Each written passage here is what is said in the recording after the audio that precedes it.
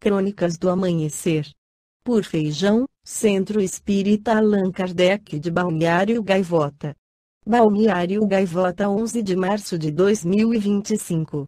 Justiça rejeita liminar para pagar Edir Macedo de documentário da Netflix sobre possessão, parte 2.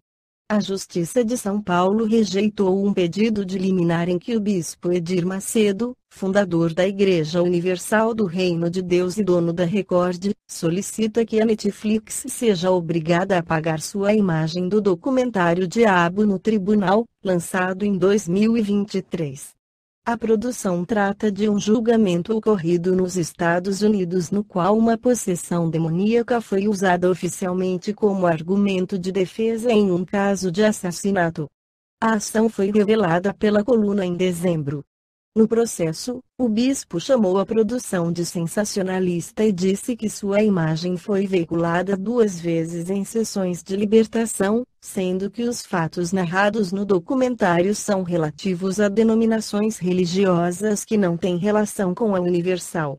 As imagens, ainda de acordo com o processo, foram captadas em reuniões nas quais fiéis da Universal buscam se libertar de males espirituais.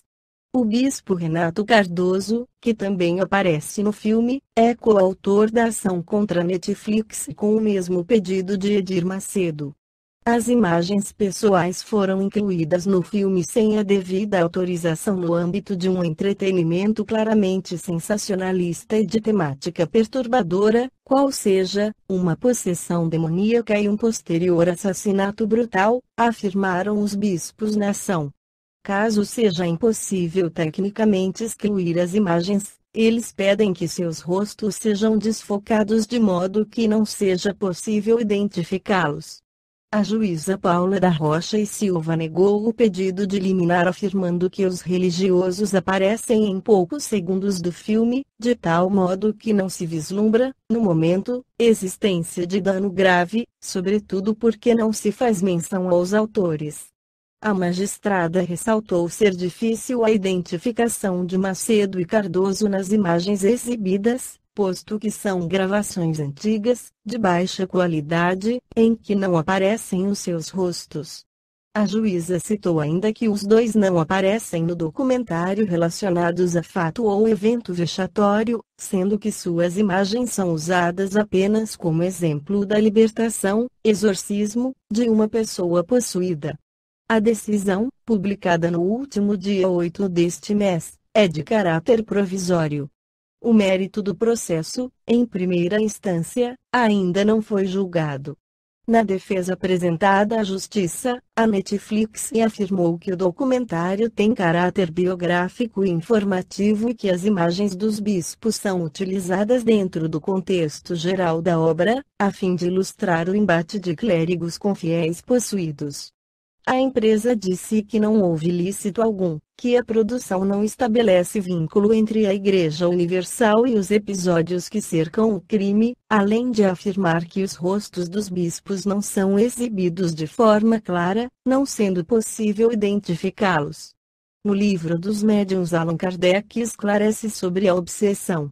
Entre os escolhos que apresenta a prática do espiritismo, cumpre se coloque na primeira linha a obsessão, isto é, o domínio que alguns espíritos logram adquirir sobre certas pessoas. Nunca é praticada senão pelos espíritos inferiores, que procuram dominar. Os bons espíritos nenhum constrangimento infligem. Aconselham, combatem a influência dos maus e, se não os ouvem, retiram-se. Os maus, ao contrário, se agarram àqueles de quem podem fazer suas presas. Se chegam a dominar algum, identificam-se com o espírito deste e o conduzem como se fora verdadeira criança. A obsessão apresenta caracteres diversos, que é preciso distinguir e que resultam do grau do constrangimento e da natureza dos efeitos que produz.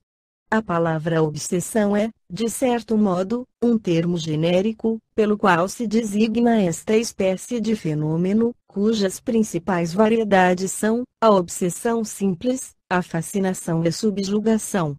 A subjugação é uma constrição que paralisa a vontade daquele que a sofre e faz agir a seu mau grado. Numa palavra, o paciente fica sob um verdadeiro jugo. A subjugação pode ser moral ou corporal.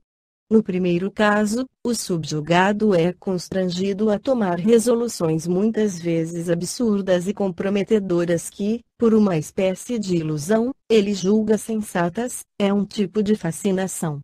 No segundo caso, o espírito atua sobre os órgãos materiais e provoca movimentos involuntários.